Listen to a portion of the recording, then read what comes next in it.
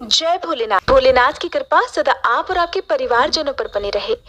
आज रसपान कीजिए फाल्गुन मास महात्म्य के दूसरे अध्याय का। जो लोग भी हमारे शिव महापुराण की कथाएं भी सुनाना प्रारंभ कर दिया है, यदि आपके पास समय हो तो आप दिन में कभी भी इन कथाओं को सुन सकते हैं। अब सुनिए आज की कथा।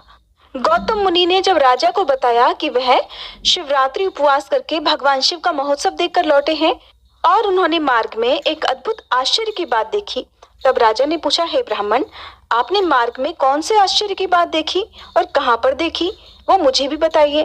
तब गौतम जी कहने लगे, राजन, गोकर्ण से आते समय एक स्थान पर दोपहर के समय मुझे एक स्वच्छ सरोवर दिखाई दिया। वहां जल पीकर मैंने रास्ते की थकान दूर की और घनी और शीतल छाया वाले बरगद के नीचे विश्राम किया।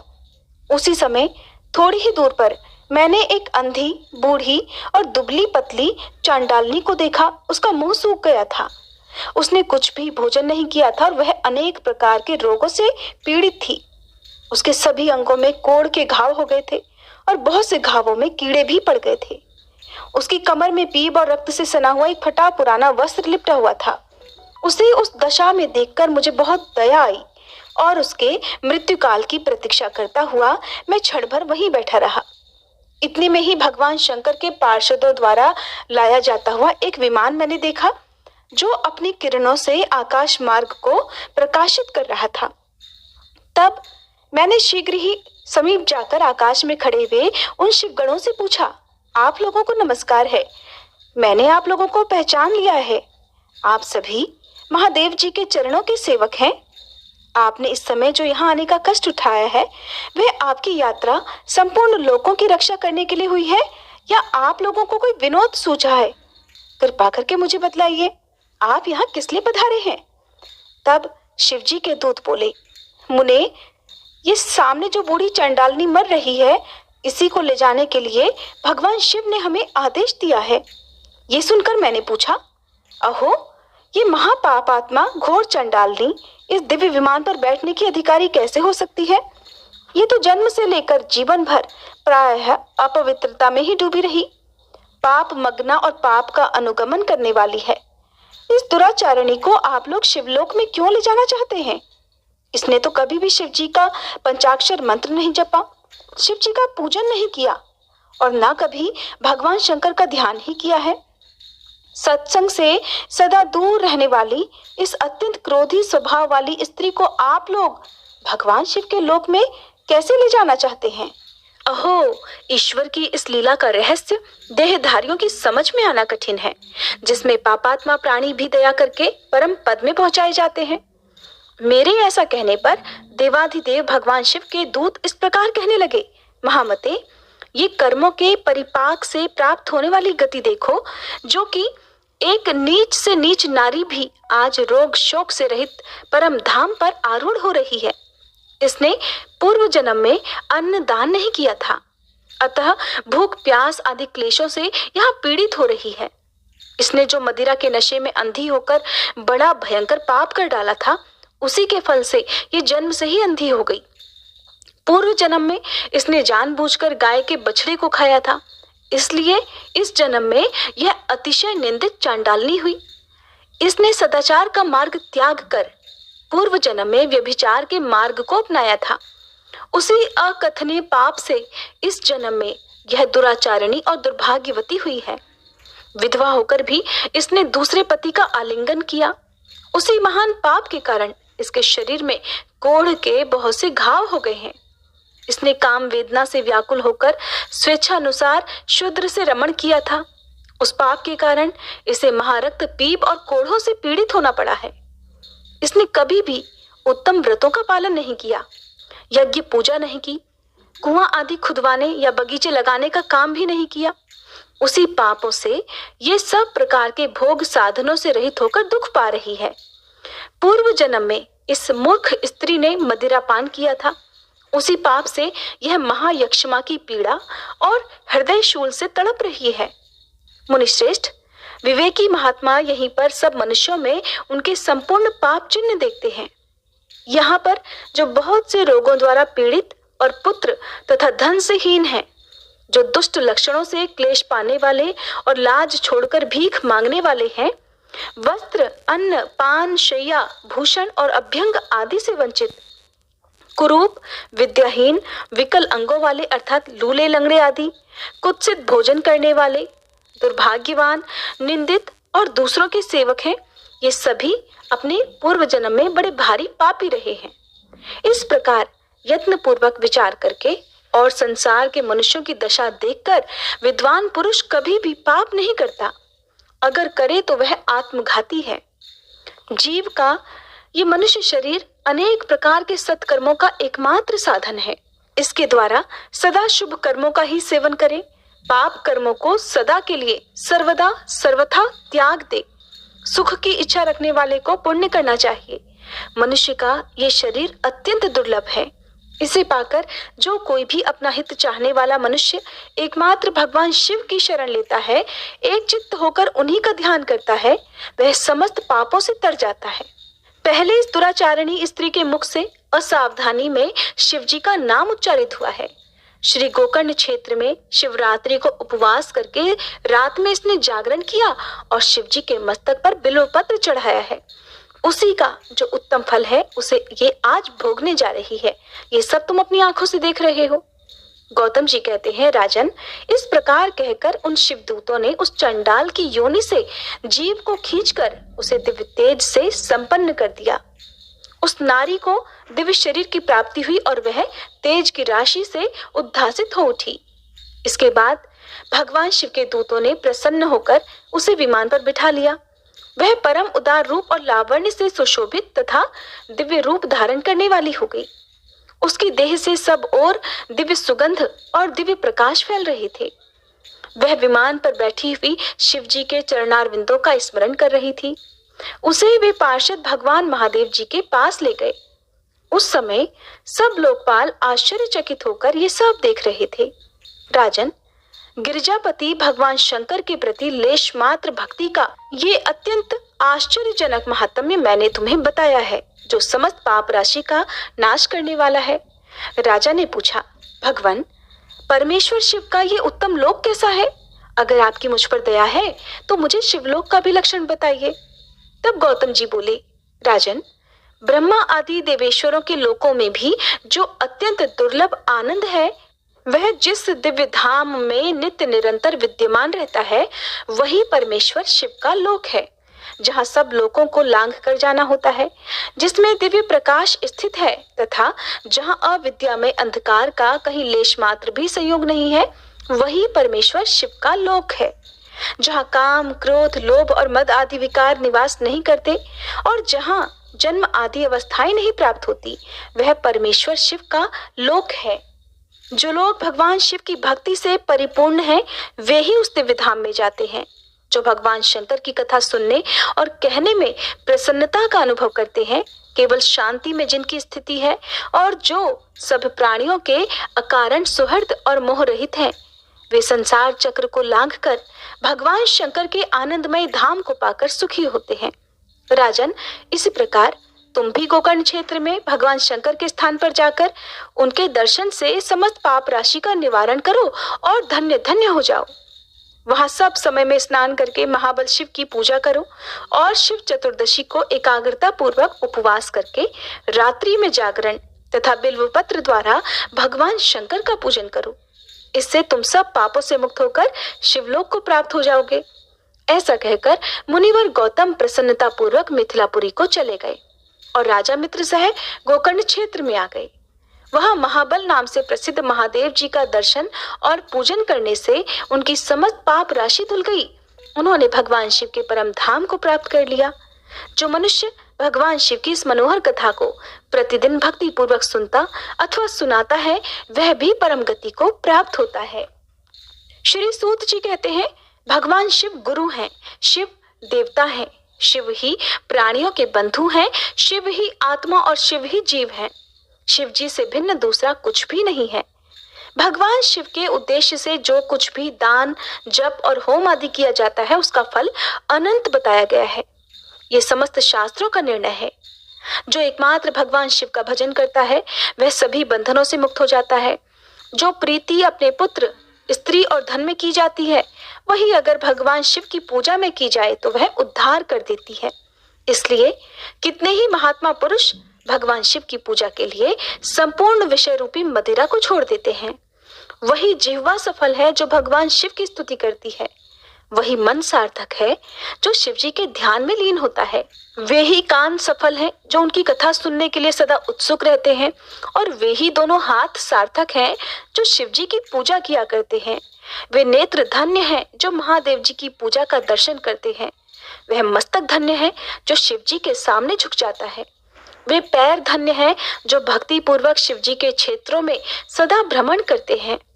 जिसकी संपूर्ण इंद्रियां भगवान शिव के कामों में लगी रहती हैं, वह संसार सागर के पार हो जाता है और भोग तथा मोक्ष प्राप्त कर लेता है। शिव जी की भक्ति से युक्त मनुष्य चांडाल, पुलकस, नारी, पुरुष अथवा नपुंसक कोई भी क्यों ना हो, तत्काल ही संसार बंधन से मुक्त हो जाता है। जिसके हृदय में भगवान शिव की लेश मात्र भी भक्ति है, वह समस्त देहधारियों के लिए वंदनीय है। उज्जैनी नगरी में चंद्रसेन नामक एक राजा थे। वे उसी नगर में निवास करने वाले भगवान महाकाल का पूजन करते थे। शिव जी के पार्षदों में अग्रगण्य तथा अमंगलों को जीतने वाले विश्व वंदित मणिभद्र जी राजा चंद्रसेन के मित्र हो गए थे। उन्होंने राजा पर प्रसन्न होकर एक समय उन्हें दिव्य चिंतामणि प्रदान की, जो कौस्तुभ मणि तथा सूर्य के समान दैदीप्यमान थी। वह देखने, सुनने अथवा ध्यान करने पर भी मनुष्यों को मनोवांछित वस्तु प्रदान करती थी। राजा उस चिंतामणि को कंठ में धारण करके जब सिंहासन पर बैठा करते थे, तब देवताओं में सूर्य नारायण की तरह उनकी शोभा हुआ करती थी। राजा चंद्रसेन के विषय में ये सब बात सुनकर समस्त राजाओं के मन में उस मणि के प्रति लोभ की मात्रा बढ़ गई और वे शुद्ध रहने लगे। एक बार उन सभी ने बहुत सी सेना साथ लेकर क्रोध पूर्वक धरती को कंपाते हुए आक्रमण कर दिया और उज्जैनी को चारों ओर से घेर लिया। अपनी नगरी को घिरा हुआ देखकर राजा चंद्रसेन भगवान महाकाल की शरण में गए और मन को संदेह रहित करके दृढ़ निश्चय के साथ उपवास पूर्वक दिन रात अनन्य भाव से भगवान गौरीपति की आराधना करने लगे। उन्हीं दिनों उस नगर में कोई ग्वालिन रहती थी, जिसके एकमात्र ही पुत्र था। वह विधवा थी और उज्जैनी में बहुत दिनों से रहा करती थी। वह अपने 5 वर्ष के बालक को लिए हुए महाकाल के मंदिर में गई और राजा चंद्रसेन द्वारा की हुई गिरिजापति की महापूजा का दर्शन किया। शिव पूजन का वह आश्चर्यमय उत्सव देखकर उसने भगवान को प्रणाम किया और पुनः अपने निवास स्थान पर लौट आई। ग्वालिन के उस बालक ने वह सारी पूजा देखी थी, इसलिए घर आने पर उसने भी कौतूहलवश शिव जी की पूजा प्रारंभ कर दी, जो संसार से वैराग्य प्रदान करने वाली है। एक सुंदर पत्थर लाकर उसे घर से थोड़ी ही दूर पर एकांत स्थान में रख दिया और उसी को शिवलिंग मान लिया। फिर अपने छोटे छोटे हाथों से मिलने लायक जो कोई भी फूल उसे दिखाई दिए, उन सब को इकट्ठा करके उस बालक ने जल से शिवलिंग को स्नान कराया और भक्ति पूर्वक पूजन किया। उसके बाद कृत्रिम अलंकार, चंदन, धूप, दीप और अक्षत आदि उपचारों से अर्चना करके मनः कल्पित अर्थात मन से भाव करके दिव्य वस्तुओं को भगवान को नैवेद्य निवेदित किया। सुंदर सुंदर पत्रों, फूलों से बार बार पूजा करके तरह तरह से शिवलिंग के सामने नृत्य किया और बारंबार भगवान के चरणों में शीश झुकाया। इस प्रकार अनन्य चित्त होकर शिव जी की आराधना में लगे हुए अपने पुत्र को ग्वालिन ने बड़े प्यार से भोजन के लिए बुलाया, लेकिन उसका मन तो पूजा में लगा हुआ था। माँ के बहुत बुलाने पर भी उसे भोजन करने की बिल्कुल इच्छा नहीं हुई। तब उसकी माँ स्वयं चलकर उसके पास गई और शिव जी के आगे आंखें बंद करके ध्यान लगाए बैठे अपने पुत्र को हाथ पकड़कर खींचने लगी। इतने पर भी जब वह नहीं उठा, तब उसने क्रोध में आकर अपने पुत्र को खूब पीटा।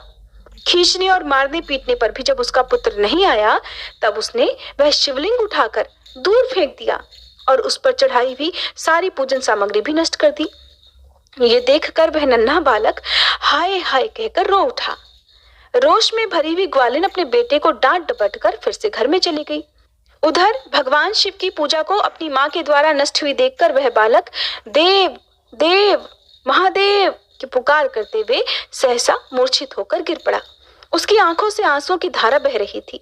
2 घड़ी के बाद जब उसे होश आया, तब उसने आंखें खोली और देखा उसका वही निवास स्थान परम सुंदर शिवालय हो गया था। मड़ियों के खंभे उसकी शोभा बढ़ा रहे थे। उसके द्वार, किवाड़ और सदर फाटक सब कुछ सोने के बन गए थे। वहां की धरती बहुमूल्य नीलमणि और हीरों की वेदिकाओं से सुशोभित थी। ये सब देखकर वह बालक सहसा उठा और हर्ष से परमानंद के समुद्र में निमग्न सा हो गया। उसने समझ लिया कि ये सब शिवजी की पूजा का ही महात्म्य है। उसी के प्रभाव से दिव्य विभूति प्रकट हुई है। इसके बाद उस बालक ने अपनी माता के अपराध की शांति के लिए पृथ्वी पर मस्तक रखकर साष्टांग प्रणाम किया और कहा, हे देव, हे उमापते, मेरी माता का अपराध क्षमा कीजिए। वह मूढ़ है, आपके प्रभाव को नहीं जानती है महादेव। आप उस पर प्रसन्न हो जाइए। अगर मुझ में आपकी भक्ति से उत्पन्न हुआ कुछ भी पुण्य है तो उससे मेरी माता आपकी दया प्राप्त कर सके। इस प्रकार भगवान शंकर को बार बार प्रसन्न करके उनके चरणों में मस्तक झुकाकर सूर्यास्त के समय वह बालक शिवालय से बाहर निकला और उसने अपने शिविर को देखा। वह इंद्र नगर के समान शोभा पा रहा था। वहां सब कुछ तत्काल स्वर्णमय होकर विचित्र वैभव से प्रकाशित होने लगा।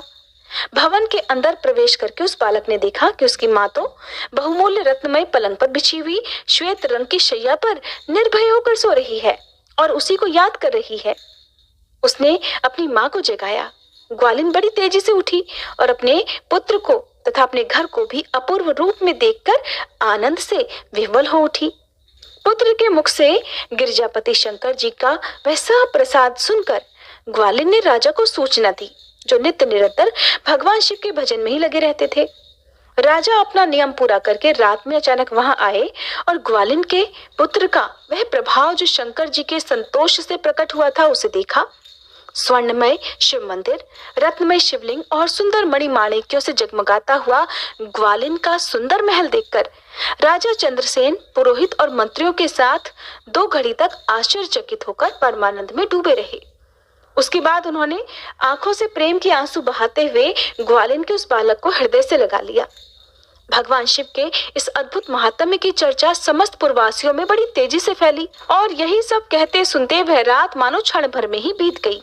युद्ध के लिए आए हुए नगर को उधर चारों ओर से घेरकर राजाओं ने भी प्रातःकाल अपने दूतों के मुख से ये परम अद्भुत समाचार सुना। सुनते ही उनके मन से वैरभाव निकल गया।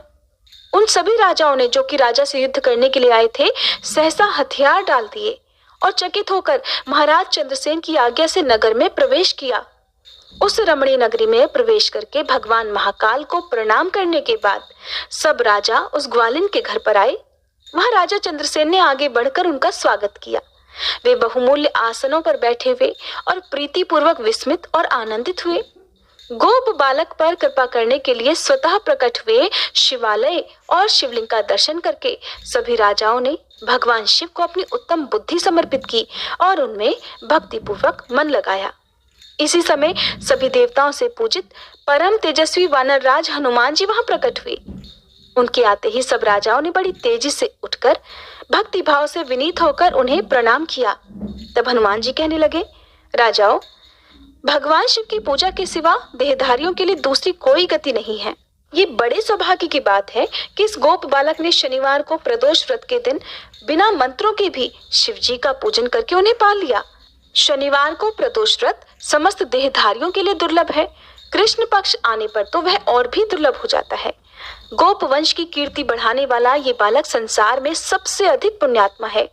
इसकी वंश परंपरा में 8वीं पीढ़ी में महायशस्वी नंद उत्पन्न होंगे, जिनके यहाँ साक्षात भगवान नारायण उनके पुत्र रूप से प्रकट होकर श्री कृष्ण के नाम से प्रसिद्ध होंगे। आज से ये गोपाल नंदन संसार में श्रीकर नाम से विख्यात होगा। अंजनी नंदन हनुमान जी ऐसा कहकर उस गोप बालक को शिव जी की उपासना के आचार व्यवहार का उपदेश देकर वही अंतर्ध्यान हो गए। वे सब राजा हर्ष में भरकर महाराज चंद्रसेन की आज्ञा लेकर जैसे आए थे वैसे ही लौट गए। महातेजस्वी श्रीकर भी हनुमान जी का उपदेश पाकर धर्मज्ञ ब्राह्मणों के साथ शंकर जी की आराधना करने लगा। समयानुसार भक्त श्रीकर गोप तथा राजा चंद्रसेन दोनों ने भक्ति पूर्वक शिव जी की आराधना करके परम पद प्राप्त किया। ये परम पवित्र उपाख्यान कहा गया। यह गोपनीय रहस्य है, सुयश और पुण्य समृद्धि को बढ़ाने वाला है तथा गौरीपति भगवान शिव के चरणारविंदों में भक्ति भाव को बढ़ाने वाला और पापों का नाश करने वाला है। प्रदोष व्रत हर महीने के कृष्ण पक्ष और शुक्ल पक्ष की त्रयोदशी तिथि को अर्थात 13वें दिन रखा जाता है। और जैसा कि इस अध्याय में बताया गया कि कृष्ण पक्ष में पड़ने वाला शनि प्रदोष व्रत बहुत ही पुण्य देने वाला है, सभी पापों का नाश करने वाला है। ऐसे में जो भी भक्त प्रदोष व्रत रखते हैं उन पर भगवान शिव की विशेष कृपा बनी रहती है। प्रदोष व्रत के दिन प्रदोष काल के समय भगवान शिव की शिवलिंग की विधिवत पूजा अर्चना करने से जीवन की कोई भी मनोकामना अधूरी नहीं रह जाती। महीने में 2 बार प्रदोष व्रत आते हैं और इन दोनों ही तरह के प्रदोष व्रतों की जानकारी आपको हमारे चैनल पर तिथि, शुभ मुहूर्त और व्रत कथा के साथ मिलती रहती है। अगर आपने इस बारे में नहीं जाना है तो हमारे चैनल पर अपलोड होने वाली सभी वीडियोस को आप जरूर देखा करें। आज का ये अध्याय अगर आपको पसंद आया हो तो प्लीज वीडियो को लाइक करके और अब तक भी जिन्होंने चैनल को सब्सक्राइब नहीं किया है सब्सक्राइब करना मत भूलिएगा। तो दोस्तों, आपको ये फागुन मास की कथा कैसी लगी कृपया कमेंट कर ज़रूर बताएं। वीडियो पसंद आया हो तो लाइक करें और अपने दोस्तों के साथ शेयर करें। कमेंट बॉक्स में ओम नमः शिवाय लिखना ना भूलें। ऐसी ही और भी बहुत सारी कहानियों को सुनने के लिए चैनल को सब्सक्राइब ज़रूर करें। धन्यवाद।